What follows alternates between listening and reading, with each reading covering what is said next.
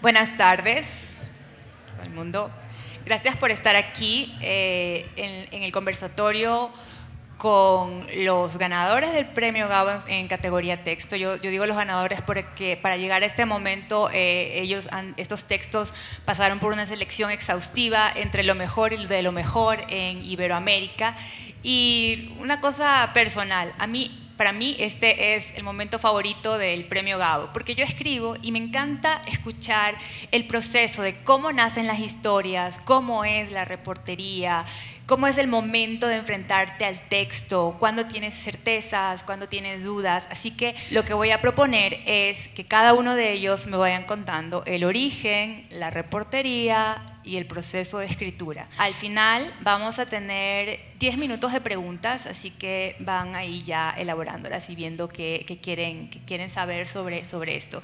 Les digo, los 3 textos son textos inolvidables que yo creo que van a pasar a la historia del periodismo de nuestra región y quizás del mundo. Y cada uno de ellos me parece que tiene la virtud de no ser un tema obvio. A veces tenemos tendencias a irnos a buscar, a premiar temas como repetitivos, pero aquí hay muchísimas novedades y hay 3 reporteros que hicieron un trabajo fenomenal y que luego pasaron de ser en realidad de reporteros a autores, porque todos sus textos tienen unas voces fantásticas. Y ahora ya yo me quedo callada, que yo sé que los quieren escuchar a ellos. Vamos a comenzar con Nayara. Nayara es brasileña. Y ella hizo un tema que es un tema judicial, es un tema sobre alienación parental. O sea, Nayara habla en portugués, así que va a hablar despacito. Y si alguien tiene alguna duda, alza la mano y ahí traducimos. ¿Problema? Nayara, como você chegou à história que você contou? Buenas tardes. Vou falar mi pior portunhol. Todas as pessoas falam que vão falar portunhol e acabam falando muito bem o espanhol. Eu não. Eu falo mal mesmo. Bueno, essa história chegou a mim por e-mail, de forma anônima. E a história que chegou a mim acabou virando a última reportagem da série.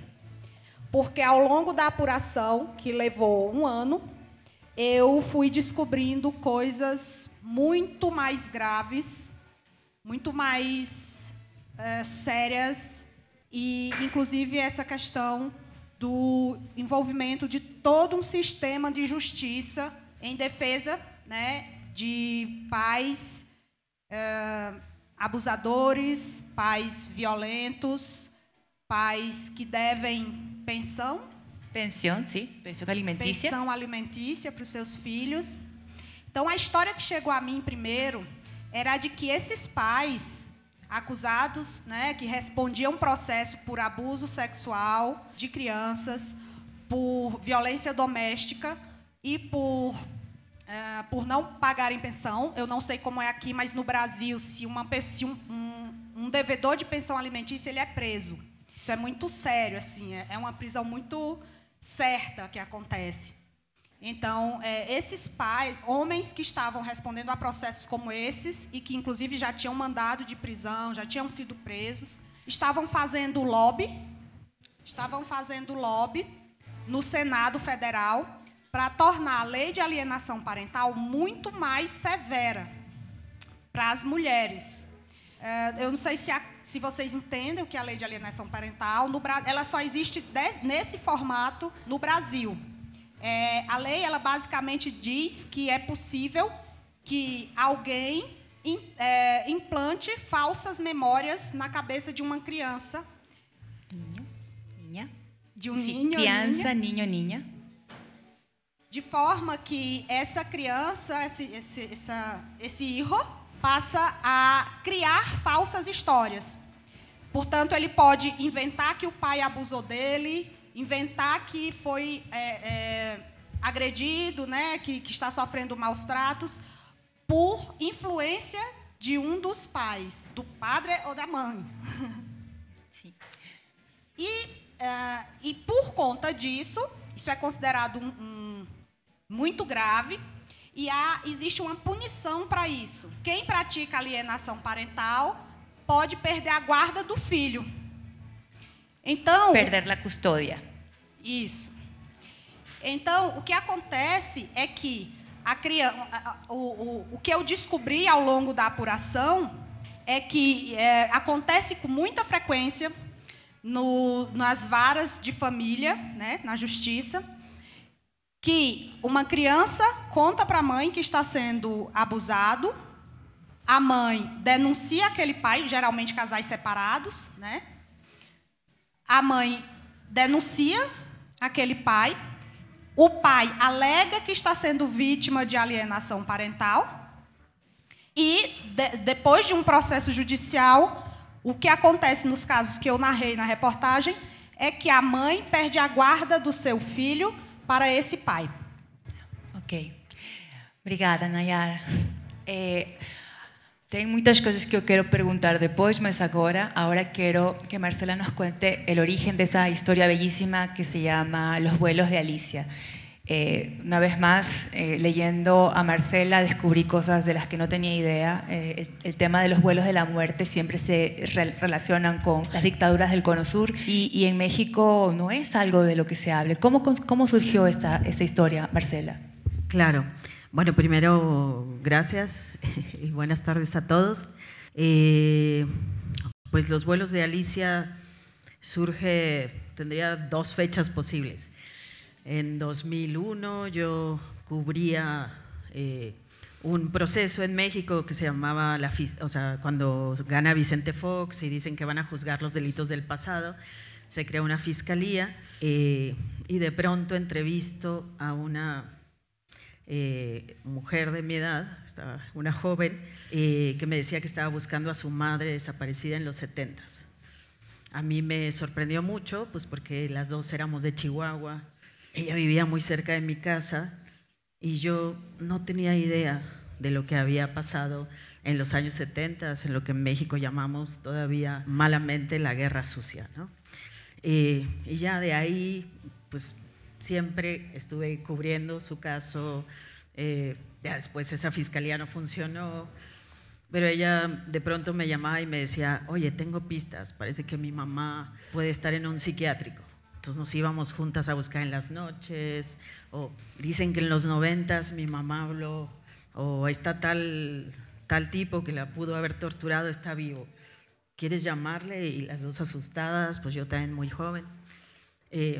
Pasaron los años, pues ahora siempre la he acompañado y siempre le he dicho: yo tengo que escribir un libro de ti. Y hace poco le llegó, bueno, ella tiene un proceso judicial contra los perpetradores para saber qué pasó, y en una de las cajas que abrieron está una investigación interna que hizo el Ejército en el 2002, justamente donde reconstruyen los vuelos de la muerte. Entonces hay unas fotos ahí donde los propios militares empiezan a decir: aquí los sentábamos, aquí matábamos a los guerrilleros.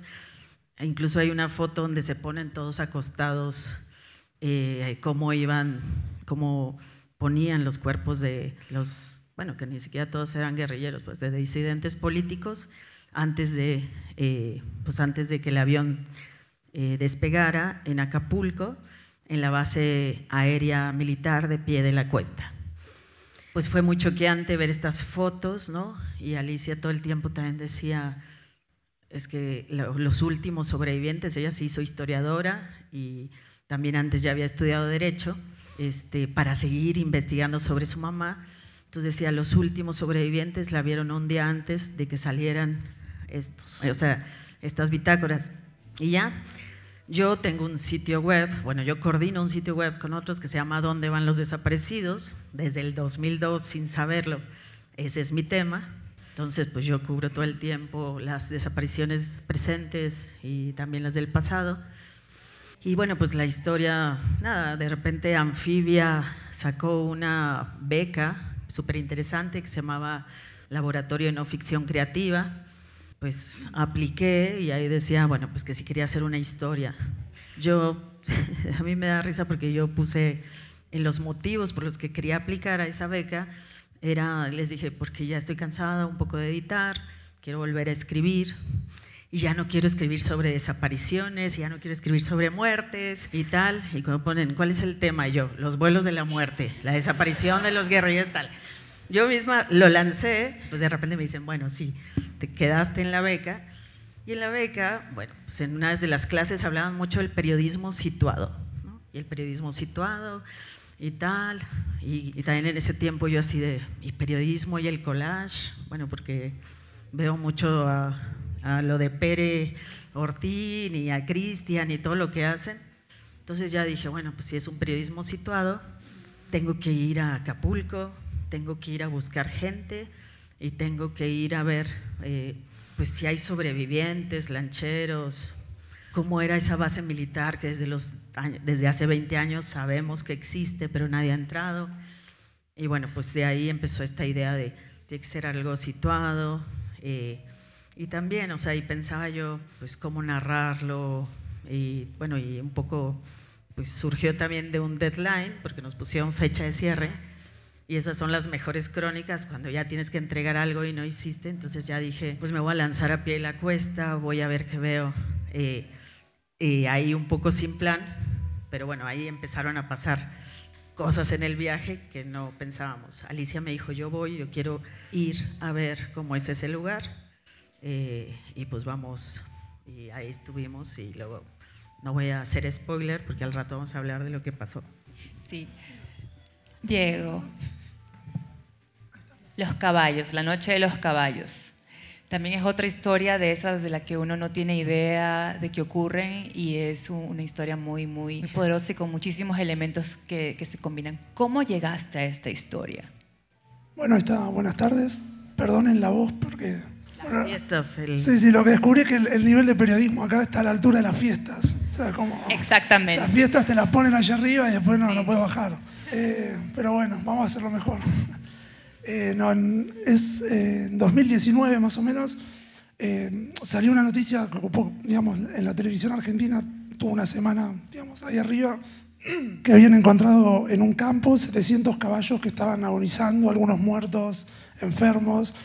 Y en ese momento yo como que guardé la noticia porque a mí, además, bueno, el periodismo, escribo ficción y me parecía que había como un misterio detrás de cómo es posible que haya 700 caballos muriéndose en un campo y a quién le puede convenir algo así.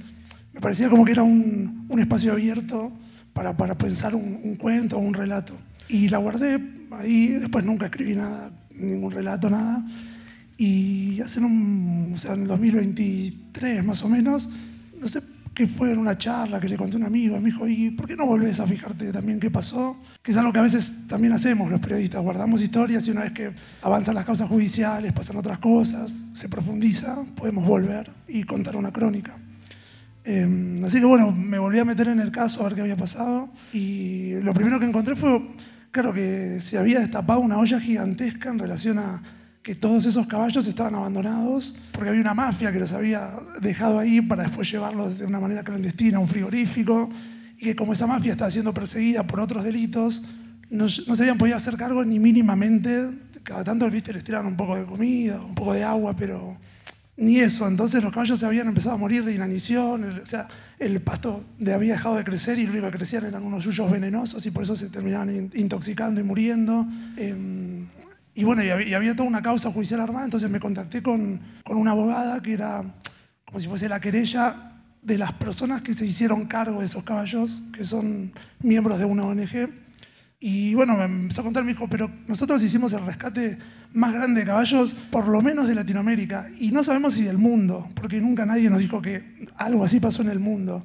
Y bueno, entonces lo primero que hice también fue googlear, tipo, el rescate de caballos más grande de Latinoamérica. No había nada, nadie había cubierto. Había sido esa noticia en el 2019 que desapareció, digamos, de los medios. Entonces, bueno, empecé a reunir con la Andrea, que es la abogada, y ella me llevó a conocer el campo donde estaban los caballos que habían sido rescatados, muchos que digamos, es otro campo.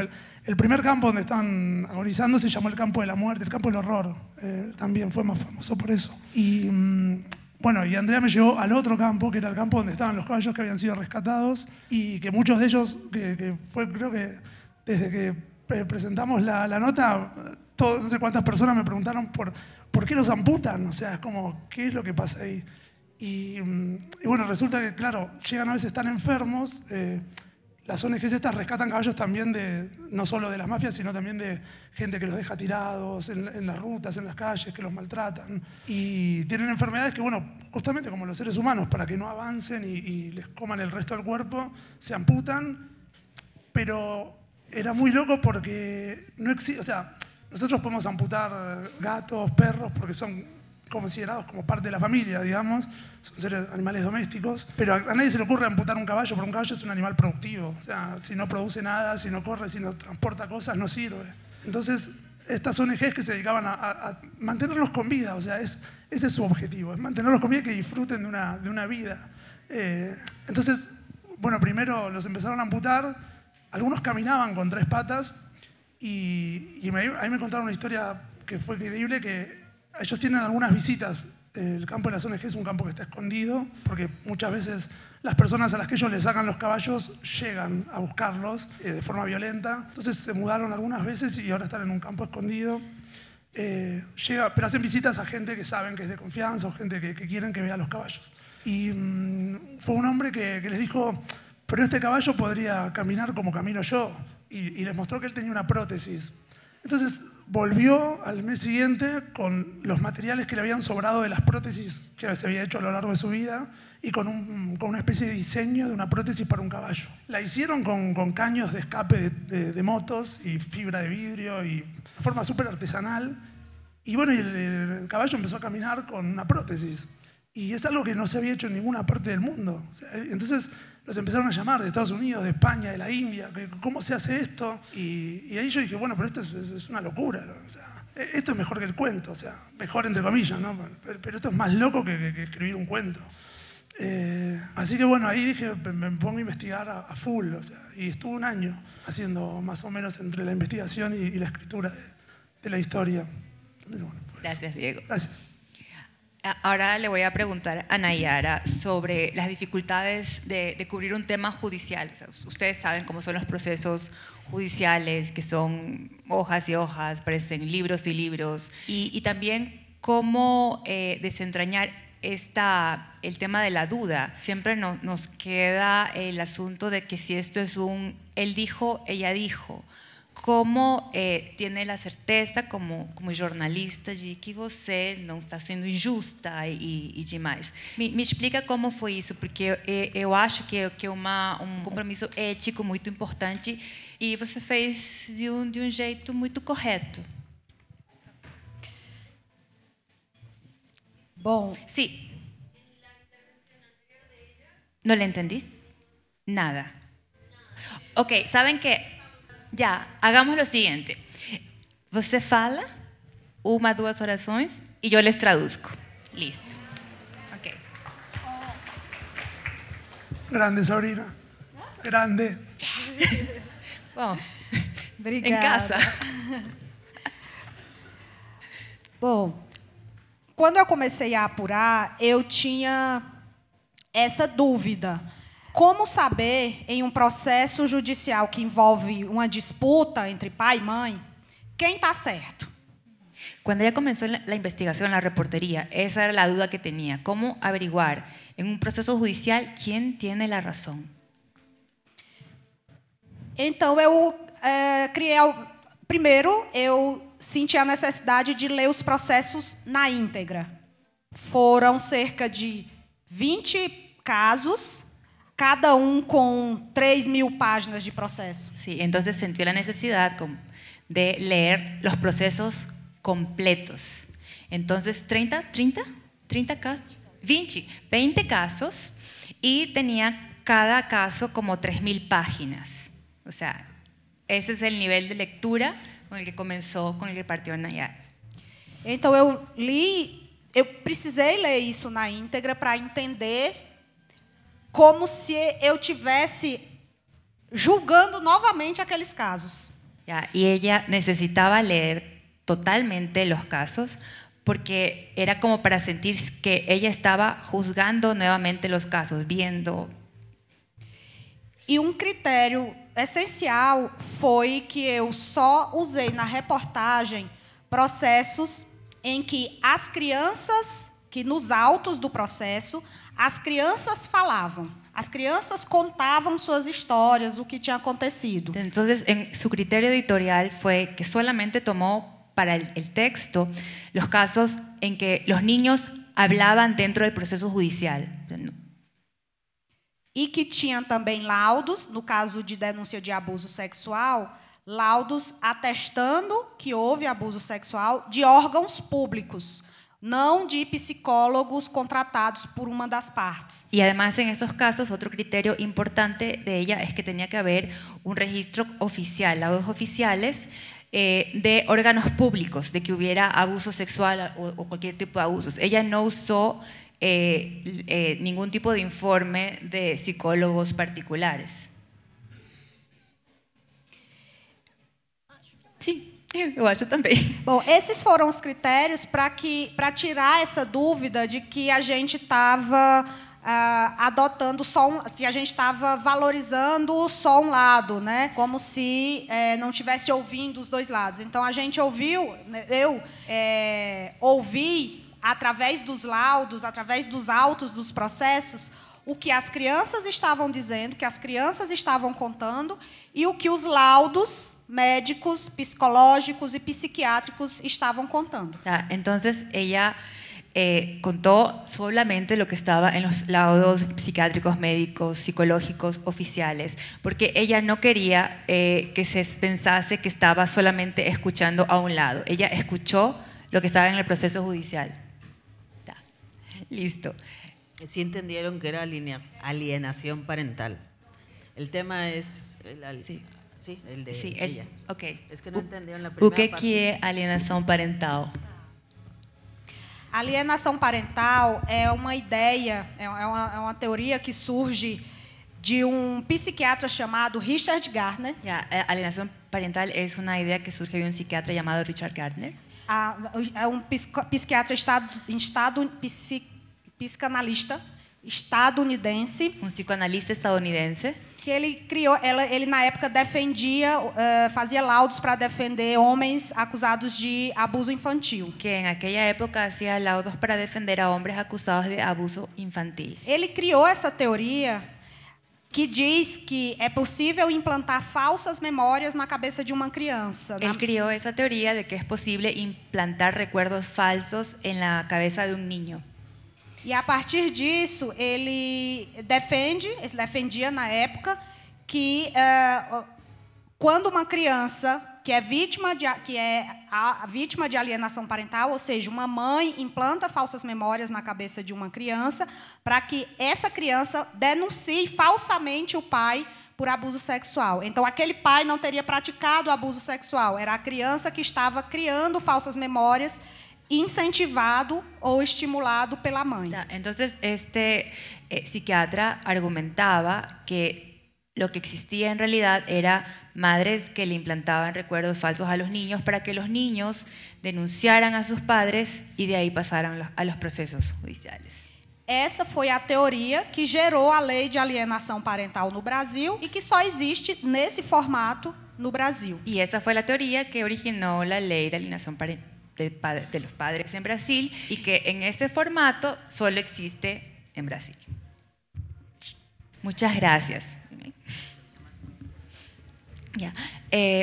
Ahora cuéntame, tú te metiste años, fue una reportería que ni siquiera sabías que iba a terminar en una crónica. En el momento en que ya te llega el deadline y demás, ¿cómo estaba tu reportería? ¿Cómo habías avanzado?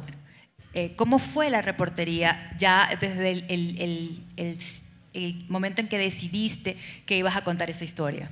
Bueno, yo de Alicia había escrito muchísimo, ¿no? O sea, en 2002, hace poco, encontré la primera crónica, pues conocía muy bien su historia, pero sí, o sea, me quedó muy claro que teníamos que hacer hablar al territorio, ¿no? Esto es el periodismo situado, que tú vayas, que tú cuentes, que tú transportes al lector a un sitio y que pueda escuchar el río, el mar.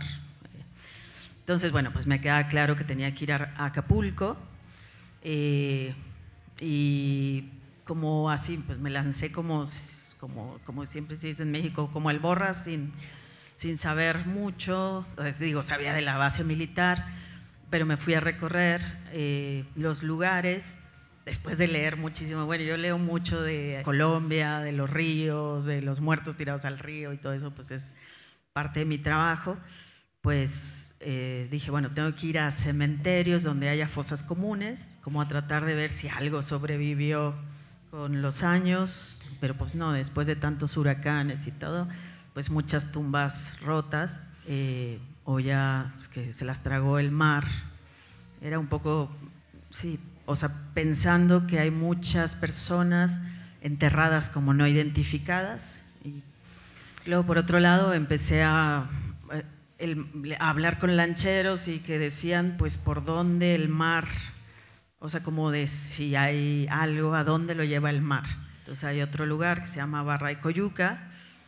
Ahí empecé a buscar a los lancheros más viejitos y ya di con un señor de 92 años y él y luego otro vecino de por ahí, pues contaban que ellos se acordaban de que había, que de pronto salían aviones y que tiraban cuerpos. Que bueno, pues tengo ese testimonio de don Valente y de otro señor, tratando también de reconstruir la historia de Puerto de Pie de la Cuesta, porque ahora es muy turístico.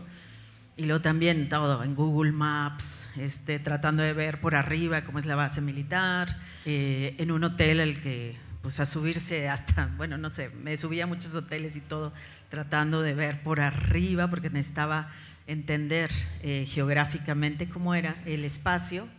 Y bueno, esa fue como una parte. La otra pues fue como los archivos, ver qué dicen los sobrevivientes. Y lo que decidí fue como hilvanar eso. Bueno, lo que pasa en el viaje es que está así como medio raro, si lo leyeron, pues es que aparece una chamana, ¿no? Y luego también hablo de mediums y tal.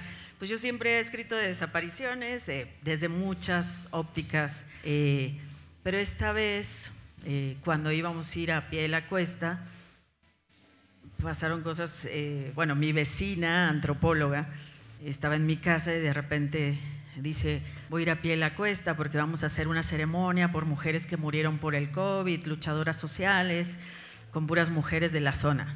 Y entonces le dije, oye, pues ahí es donde según esto aventaron a la mamá de Alicia, los últimos datos dan para ahí.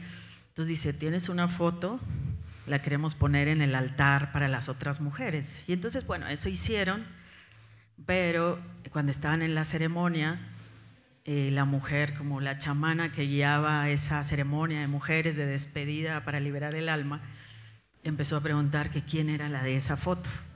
Y ya, pues le dijeron, no, pues es Alicia de los Ríos Merino, en los 70s la desaparecieron aquí.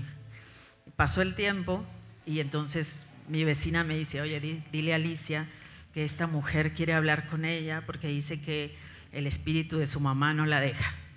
Entonces, bueno, eso es parte también de la historia, ¿no? Pues cuando llegamos a Pie de la Cuesta, le escribe a la mujer y le dice, oye, me dijeron que quieres hablar conmigo, estoy acá. Y ya la mujer le dice, sí, vamos a hacer un ritual porque tu mamá me ha estado diciendo lo que tienes que hacer. Y tienes que prender unas veladoras, tal, y dice, porque no me deja en paz, ¿no? Entonces, pues de repente estamos en el hotel y llega una mujer y empieza a decir unas cosas así decía Alicia después, así dice, yo me sentía como la película de Ghost, así como Guppy Goldberg, porque, o sea, ella, no, tal, y luego le leía unas cosas que decíamos, esto es cierto, ¿no? Pero para mí era importante porque cubriendo tantos años desaparición de personas, es que lo espiritual, todo lo místico, que van a divinos, que van a mediums. Ya me había tocado ir con ella con unos mediums que le había dicho, bueno, que le mandó mensajes de su papá y de su mamá, más muchas otras cosas, de entrevistar a los perpetradores. O sea, ella ha estado por años y yo dije, esto refleja pues esa búsqueda y esto no tener respuesta de dónde está el cuerpo de tu madre, ¿no? Entonces, bueno, pues llegó esta mujer, la vimos 2 días y sí fue impresionante, pues porque estábamos en el mar y ya le dijo, trae flores blancas y tíralas al mar y vas repitiendo esto, ¿no? Entonces yo estaba ahí, fue muy fuerte ese momento, o sea, y luego las rosas se nos regresaban y se nos regresaban, y entonces yo las cogía y así de, ¿qué onda? Y bueno, y al final Alicia, pues sí, también se liberó, lloró y le decía, despídete de tu mamá. O sea, ella decía, es que no me quiero despedir de ella, ¿no? Entonces, bueno, esa fue otra parte de la crónica, y eso, o sea, por eso decíamos, es una crónica muy latinoamericana, porque el tema de los chamanes, y yo tenía un poco de miedo cuando se publicó, porque decíamos, este giro esotérico, ¿qué causará en las demás familias? O sea, estás hablando de la chamana diciéndole, tu mamá me dictó esto hoy cuando estaba en el refrigerador abriéndolo, y tuve rápido que anotar, y lo decíamos, ¿pero esto qué es, no? Entonces también pues está en la crónica las reacciones al oír lo que la mamá le dictó a esta mujer. Pero bueno, fue también importante y fue muy bello, yo creo, también. Poderoso ese momento. Gracias. Diego, cuéntame cómo fue el impacto emocional de ver estos caballos. Porque los caballos son esos animales muy especiales en el sentido que no son nuestros animales domésticos dentro de la casa, pero aún así tendemos a tener una relación más cercana que la que tendríamos con una vaca o con un rinoceronte. Entonces, cuéntame cómo te sentías tú cubriendo este caso tan crudo y cómo fue esa reportería. Bueno, sí, justamente para mí por eso la historia era bastante atrapante, porque son animales que claro, que tienen una cercanía emocional con nosotros mucho más profunda. Entonces,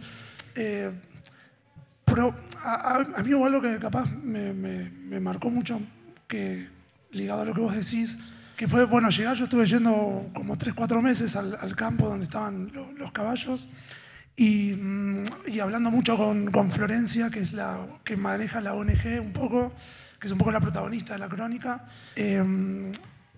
Pero lo que más me impactó, lo que más me conmocionó cuando dije esto es muy profundo, fue porque ella durante todas las entrevistas siempre me decía, yo tuve una infancia muy difícil, a mí hay cosas que me pasaron, y bueno, yo le preguntaba, bueno, ¿qué pasó?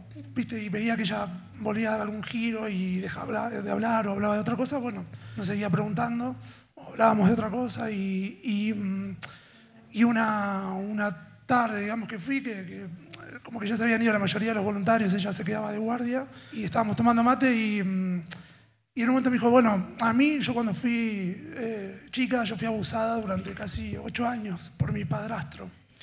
Y mi madre se enfermó, tuvo un montón de enfermedades que todavía no supera. Mi padre nunca pudo dejar de culparse a él mismo por los abusos que yo sufrí.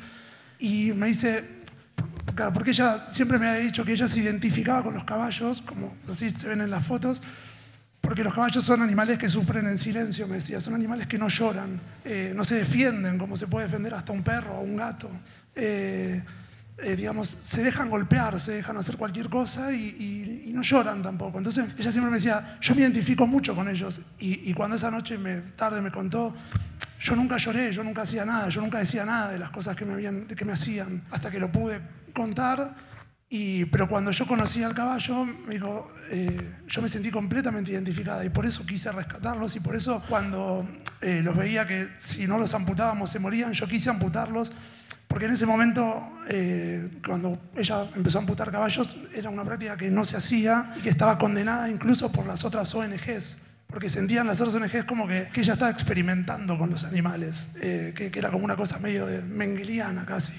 Entonces, ella igual fue adelante, y cuando me contó lo que le había pasado de chica, bueno, yo entendí porque tenía capaz tanta fuerza y tanta potencia, y salvando esos caballos, aunque suene, no sé, lineal o básico, ella sentía que se estaba salvando a sí misma también. Entonces, creo que más allá de ver como esas imágenes que son tan dolorosas porque los animales no pueden expresar el sufrimiento como lo expresamos nosotros, y incluso cuando, no sé, hay personas que son amputadas, eso, te pueden explicar lo que te va a pasar, va a pasar esto, no sé, puedes ir al psicólogo, puedes hablarlo con un montón de gente. Los animales es como que tienen un sufrimiento que no sé si lo comprendemos del todo, cómo es el sufrimiento de otros animales.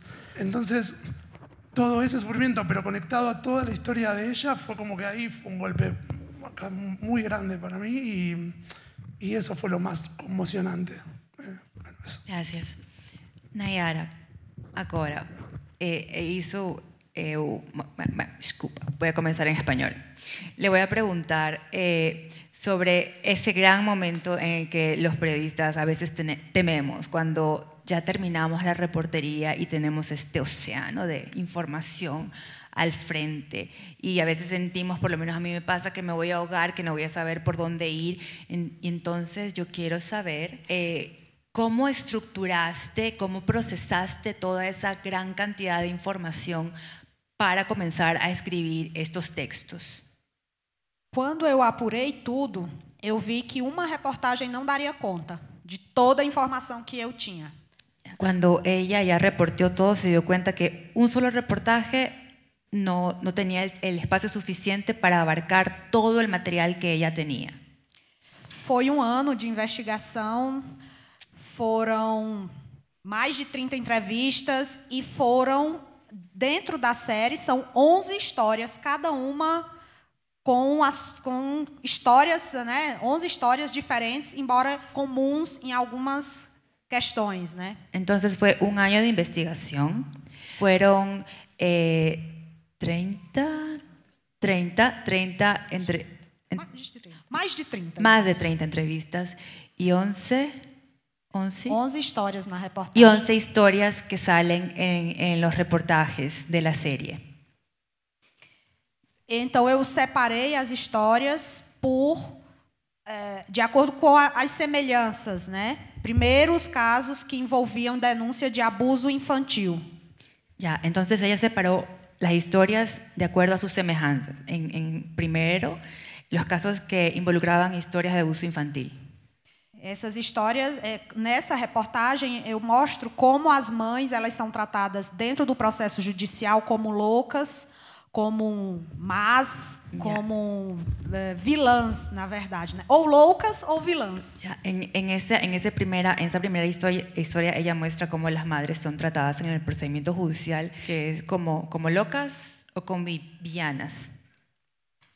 Na segunda reportagem, eu mostrei a atuação de psicólogos da justiça, assistentes sociais e magistrados, como eles atuavam de forma... Como eles aplicavam mal, né? De uma forma machista, de uma forma culpabilizadora, de uma forma que só prejudicava as mulheres dentro do processo judicial.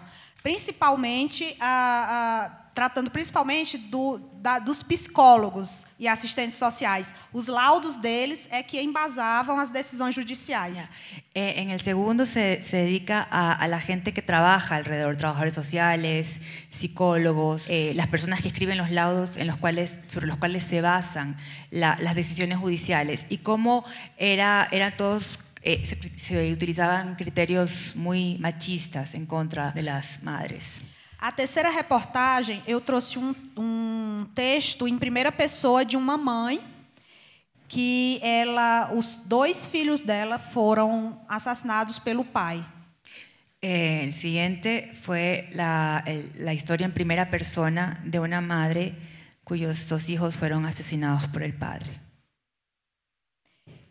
E a quarta reportagem é a que originou a denúncia, né, de como esses pais que defendem a lei de alienação parental, eles têm um grupo de pais defensores, que envolve também outros profissionais, e eles fazem lobby ali no Congresso para endurecer a lei de alienação parental. Y el cuarto reportaje es el origen de todo esto. Es la primera historia que ella había encontrado, que existen grupos de padres que están haciendo lobby en el Senado para que la ley de alienación parental en Brasil sea aún más fuerte, estricta de lo que es ahora. E, por último, foi documentário que eu não posso falar sobre ele porque ele está censurado há mais de ano. Y por último, un documental del cual no puede hablar porque está el documental censurado, fue censurado hace más de un año. Sí, obrigada. En el caso de la historia de Marcela, a mí me parece mucho más desafiante si yo estuviera en tu lugar, una historia que llevas tantos años y con una relación personal tan estrecha. ¿Cómo procesaste todo esto? Porque tú tenías reportería, pero además tenías años de conocimientos. ¿Cómo fue el manejo de toda esa cantidad de información? ¿Cómo concebiste la estructura de los vuelos de Alicia? Sí, o sea, como que sí me enfoqué, para mí dije, bueno, este es un momento de una historia que puede ser un libro o mucho más, ¿no? Para mí ella, o sea, ha emprendido tantas búsquedas, esto de que cuando nos íbamos con los, o sea, a buscar entre indigentes, porque alguien decía que su mamá estaba viva, o porque salió una foto en el periódico de una indigente que podría parecerse a lo que ahora es su mamá, por los rasgos, o que alguien le dijo que la vio en Nicaragua, o ella se fue con los zapatistas a vivir, o sea, entonces, pero para mí sí fue central, así de, bueno, me voy a centrar en este momento preciso, de los que estamos hablando de los vuelos de la muerte. Es súper noticioso, primero, tenemos que entender un poco qué pasó en ese periodo histórico. Aparte, todavía todo el mundo en México, o sea, cuando digo, no, los vuelos de la muerte, sí, de Argentina, y yo, no, hubo en México. Y se habla, pero la gente todavía falta entender. O sea, se han abierto archivos y se ha publicado un poco sobre eso, pero incluso no hay como hasta una noción mucho de, oye, hubo un periodo de contrainsurgencia y y el ejército mexicano desapareció a mucha gente, detuvo y desapareció, o sea, como que como si la gente no lo tuviera registrado, ¿no? Entonces, ahí sí pensé, tiene que ser los vuelos, un poco el eje.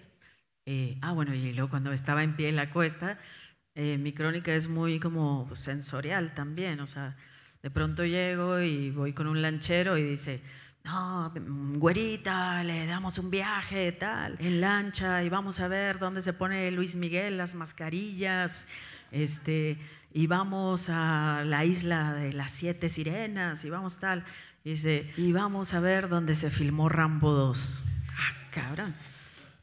Y nada, Rambo 2 en el 85 se filmó en la base militar de Pie de la Cuesta. O sea, entonces para mí también fue aquí donde traían a los prisioneros políticos, fue donde Rambo liberó, según esto estaba en Vietnam, pero Rambo liberó a los prisioneros políticos de Vietnam, ¿no? Entonces para mí hay entonces empiezo a contar eso en la crónica, ¿no? O sea, lo que pasa ahora en ese sitio, digo, pero 5 años antes había prisioneros que fueron reales, que fueron subidos a esos aviones, ¿no?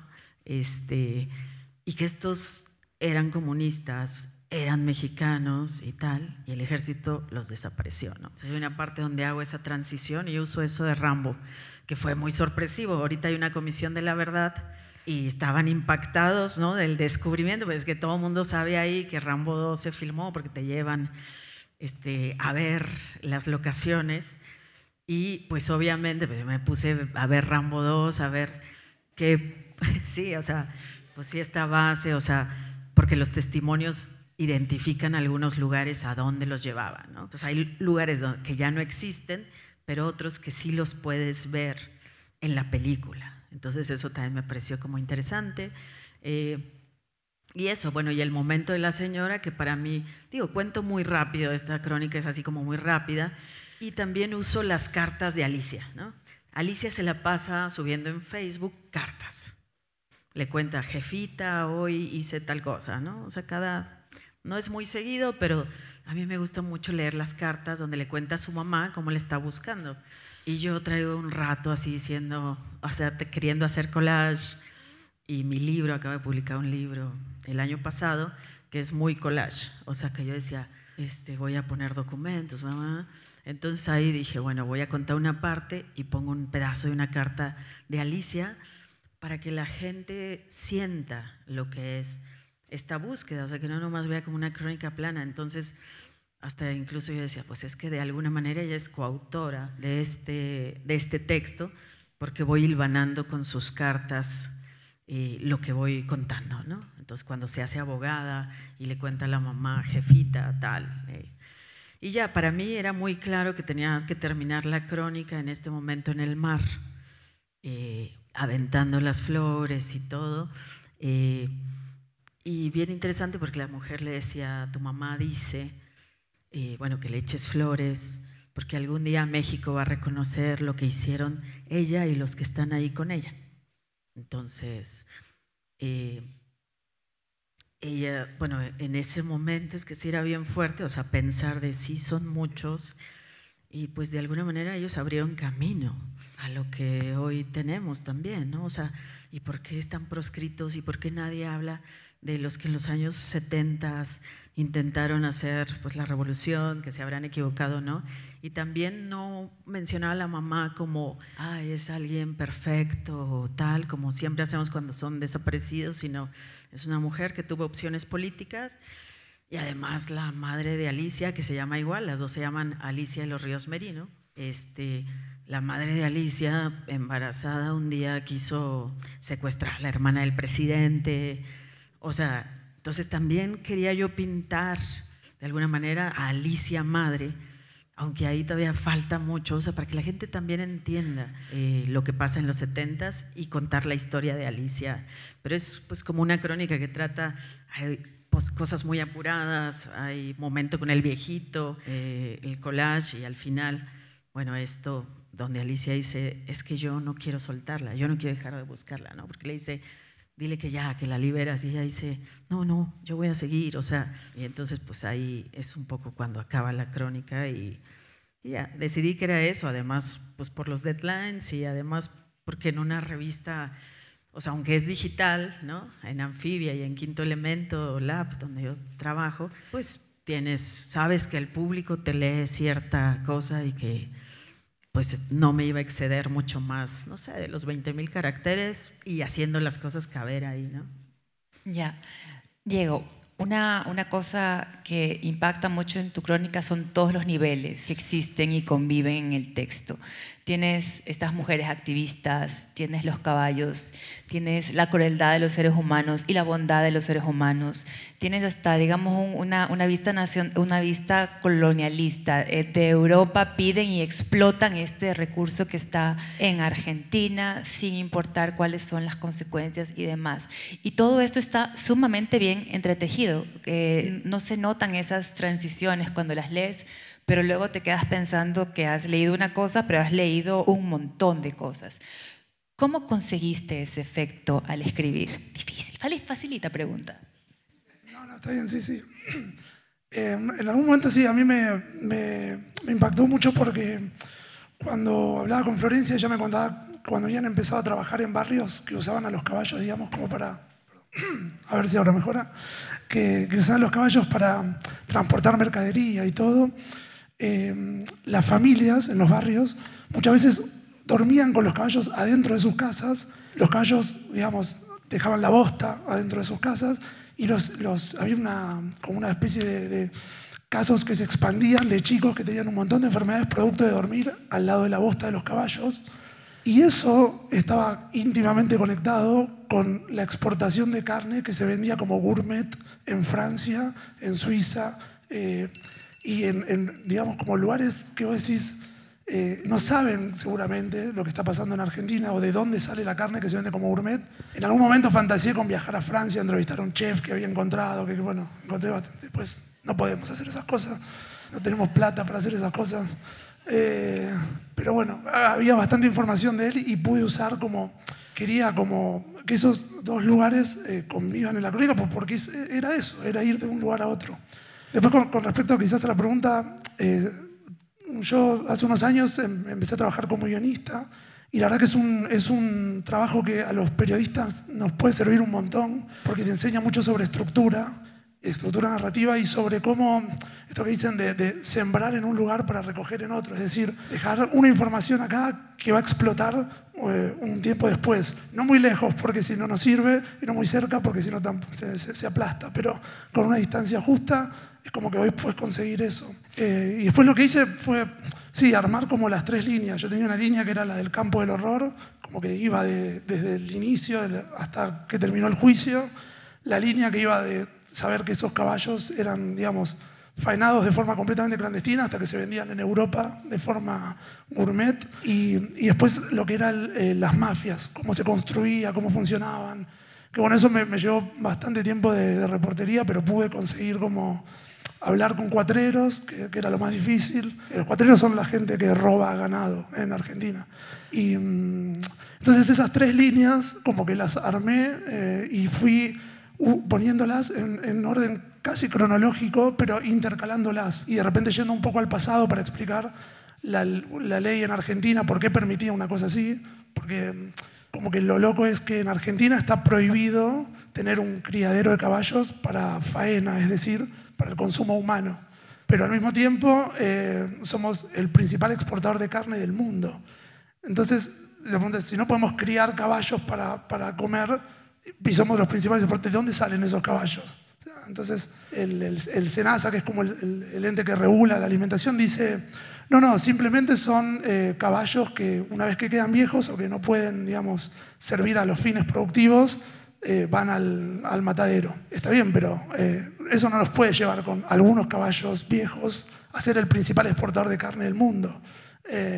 Bueno, todo eso había que explicarlo. Y a mí lo interesante era no solamente poner como un bloque entero donde esté todo, sino tratar de encontrar los puntos donde esas cosas se tocaban e ir saltando de forma lo más sutil posible para que no se sientan las transiciones y para que uno pueda leer el texto desde que arranca hasta que termina, eso, sin sentir los movimientos bruscos y bueno, llegar hasta el final. Yeah. Perfecto. Ustedes saben que el tiempo está breve y ya solo tenemos 5 minutos, así que voy a pedirles. Si quieren hacer preguntas para Nayara, levanten la mano ahora. Breve pregunta, luego una pregunta para Marcela y por último una pregunta para Diego y con eso cerraríamos. ¿Alguien quiere hacer alguna pregunta sobre el texto de Nayara? ¿No? No hay tú. Sí.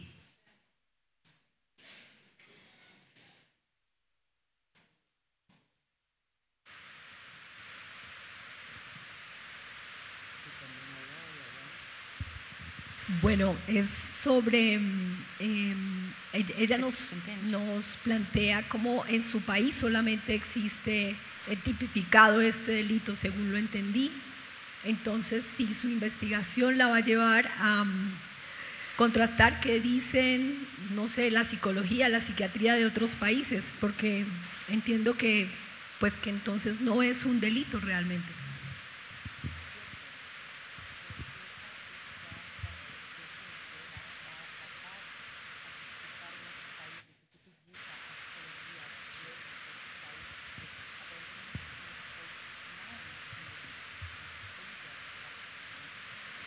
Alguns países tinham a lei de alienação parental e ela foi revogada.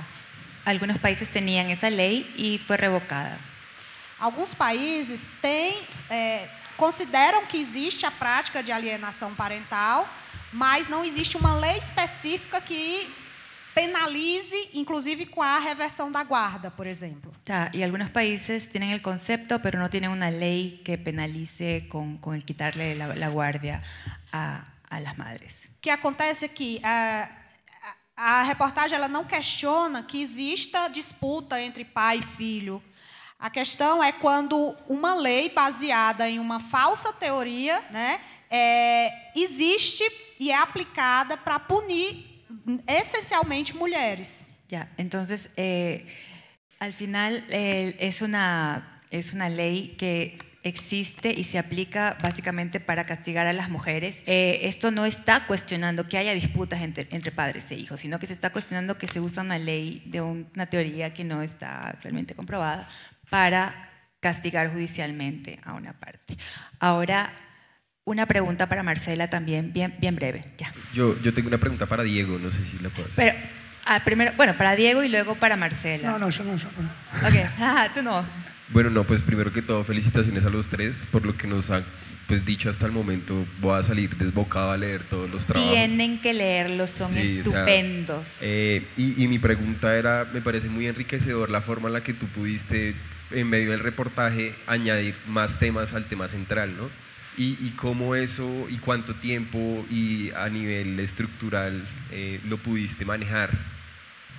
Sí, quizás lo que más me costó fue la línea que habla de las bandas mafiosas, porque hay todo un entramado, digamos, o sea, vincula estas bandas mafiosas con funcionarios argentinos que son, digamos, a los que se sobornan para que puedan, digamos, sacar la carne de Argentina de forma certificada, de animales que estaban enfermos, que pueden producir enfermedades en seres humanos.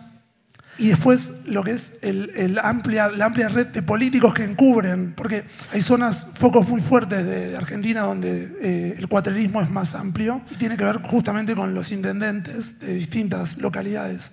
Entonces intenté llegar de 1000 maneras a Honorato, que es digamos, el jefe de la banda mafiosa que estaba preso en ese momento.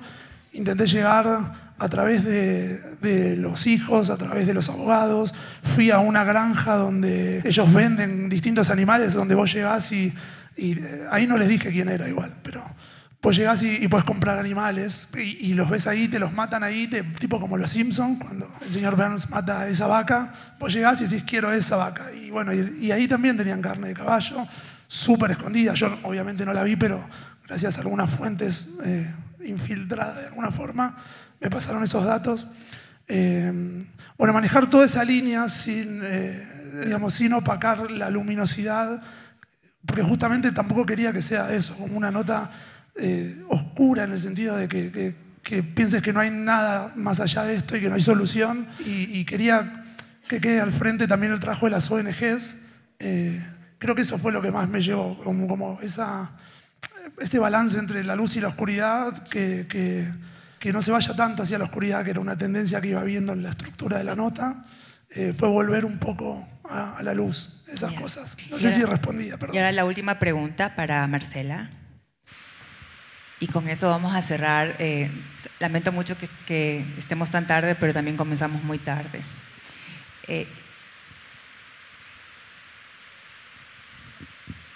¿Qué tal? Buenas tardes. Para Marcela, al inicio comentaste que pues esta investigación o esta crónica nació de ese hastío por parte de la cuestión de estar editando o demás, del cansancio y de hablar de estos temas tan crudos. Preguntarte de dónde salen esas energías para introducirte a este tema, sobre todo también tomando en cuenta que tienes un vínculo de amistad con una de las protagonistas, con uno de los temas que son crudos y también pues todo el contexto mexicano que se vive en nuestro país, porque también soy de por allá. ¿De dónde sacar esas energías para contar esas historias? Uy. Qué fácil esa pregunta. Bueno, quiero decir algo que pasó al publicar la crónica. Mucha gente le empezó a escribir a Alicia y a mandarle fotos de flores blancas en ríos, en mares. Eso fue muy bello. En una servilleta le bordaron en un pañuelo, y muchas familias que tienen desaparecidos en esas épocas dijeron hay que hacer una ceremonia en el mar y a honrar a todos nuestros desaparecidos. Para mí sí fue, bueno, para Alicia estaba así impactada. Ella tenía mucho miedo de esa crónica, no me había dicho, pero ella sí decía, ay, o sea que decía, ¿qué van a pensar de mí todos los del movimiento, de los familiares y todo? De yo jugando a ir al medium y de la chamana y tal, pero como que humanizó mucho esto.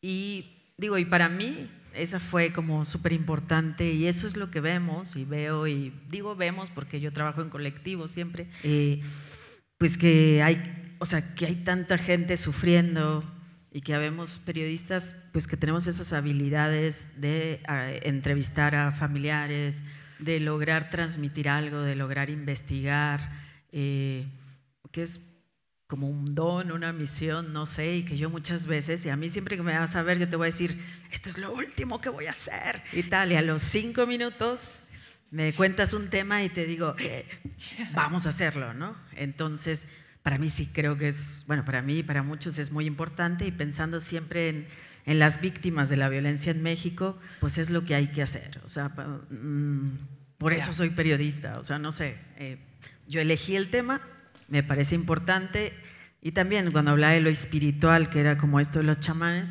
también con los periodistas hablamos del tema del cuidado desde lo espiritual. O sea, es también una cosa que vamos integrando mucho, no nomás la seguridad física o digital o tal, también la emocional, y también cada tanto hacer rituales de sanación. Bueno, muchísimas gracias a todos por estar aquí. Nos hemos quedado cortos. Un aplauso para los tres.